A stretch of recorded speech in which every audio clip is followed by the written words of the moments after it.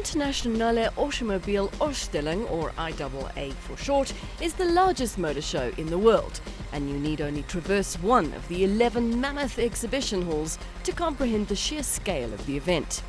Every 2 years, the world's motoring media and car enthusiasts descend on Europe's financial capital for a look into the automotive future, with the aptly named Trade Fair Tower proudly guarding over proceedings. As you would expect, it is the German manufacturers who dominate, with Mercedes-Benz, BMW and Volkswagen all eager to grab the most headlines. The latter seem to get a head start this year, with the VW Group Night kicking off the official show program. Every single model in the group's vast arsenal was on display, from the bread-and-butter Polo to the record-breaking Bugatti Chiron, and everything in between. The newest addition to VW's ID concept family, the Cross, made its debut in Frankfurt, while the eagerly anticipated T-Roc subcompact SUV also drew plenty of interest. Audi unveiled a slightly more radical concept called the Icon, which is notable not only for its intricate light designs, but also for the conspicuous absence of driver controls. It represents Audi's vision of the next step in autonomous driving, but it's sure to draw a resounding icona from traditionalists. Also on the Audi stand was, of course, the all-new A8, which boasts the ultimate expression of the company's signature hexagonal grille and enough technology to put an entire population on the moon, let alone a man. There was something for the greenies too, in the shape of G-Tron versions of the A5 Sportback and A4 Avant. Running on natural gas, these models deliver vastly better fuel consumption figures than their petrol-powered counterparts, while also emitting far less CO2. BMW wasn't about to be shown up in the environmental stakes and unveiled not only the sporty new i3S, but also the iVision Dynamics concept car. The former not only looks more purposeful thanks to the wider track and exclusive 20-inch alloys, but it also goes faster. 0 to 100 is yours in just 6.9 seconds, and there's a sport mode. The iVision concept, meanwhile, not only previews what an all-new model in the company's electric lineup could look like, but indeed what BMW's entire range might look like in the near future.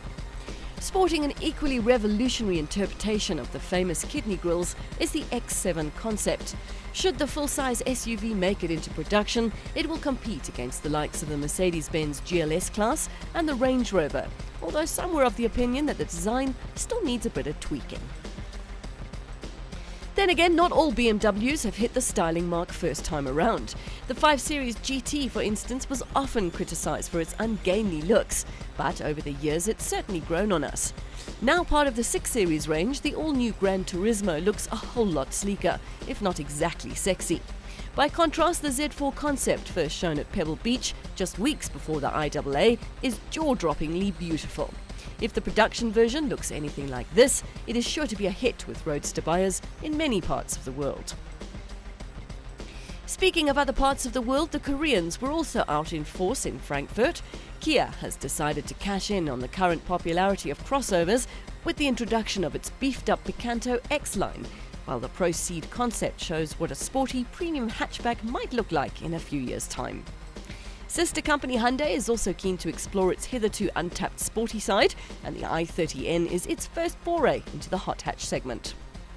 We are looking for new customers who didn't have Hyundai on the radar so far, and now we designed the N version of the i30 family to say, look, the car offers 5 seats, offers reasonable trunk space, plus it's fun to drive. We started around 5 years ago with rallying. Now we have also the TCR car, which is also painted in performance blue.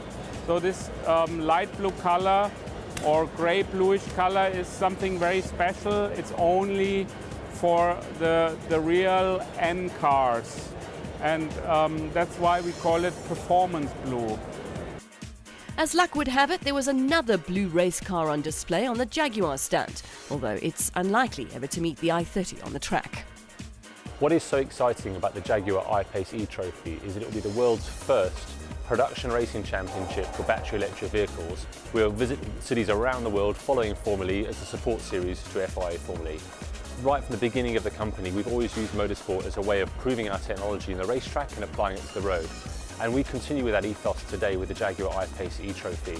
What we have here is a championship racing our Jaguar I-Pace, which will be on sale next year. And it's a really exciting time as our customers are receiving their first road cars. We'll also be proving the car and showcasing the car's performance and ability on the racetrack. An international motor show also serves as a good barometer for the global car industry.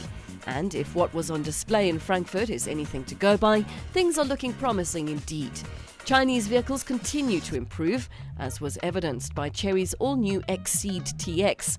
The company aims to sell 80,000 battery-powered and plug-in hybrid vehicles by the end of the year, and the upcoming Exceed, as well as the new Tiggo, should help to make inroads into Europe. Further good news is that the hot hatch is alive and well. Renault's latest generation Megane has already proved itself to be an engaging car to drive, and the all-new RS promises to be a real cracker. Powered by an all-new 1.8-litre turbocharged petrol engine, Renault's new Uber hatch is good for 205 kilowatts and 390 newtons, and crucially will be available with a 6-speed manual transmission. Last but not least, there were concept cars galore. The Borgward Isabella is everything a concept should be. Beautiful, futuristic, and probably nothing more than a flight of fancy. Renault's Symbios not only seamlessly connects to electronic devices and your home, it can actually become a room inside it. If we had to pick our favourites though, it would have to be two very different models from Honda and Mercedes-AMG. The Urban EV was not only designed to showcase Honda's vision for urban commuters of the future, but also to pay homage to Civics of the past. Just Google second-generation Honda Civic and you'll see where they're coming from. And then, of course, there was the Project One, for many the indisputable star of the 2017 Frankfurt Motor Show. Many manufacturers claim to have created a Formula One car for the road, but not many of them possess the technical credentials or the expertise to do so. Mercedes-AMG, however, have both. Yeah, I've been with Mercedes since I was 13, so I'm 32 today. It's been a long, long partnership, and to see this come to a realization. You know, I've been talking to Mercedes for ages about doing a hypercar, a real top-of-the-line hypercar, and bringing some of the F1 technology, and finally, you've done it. So I applaud you, Dieter, for doing it, and to see that this has the engine that I won the 2015 World Championship in. So it feels like it's a bit like my baby as well. So.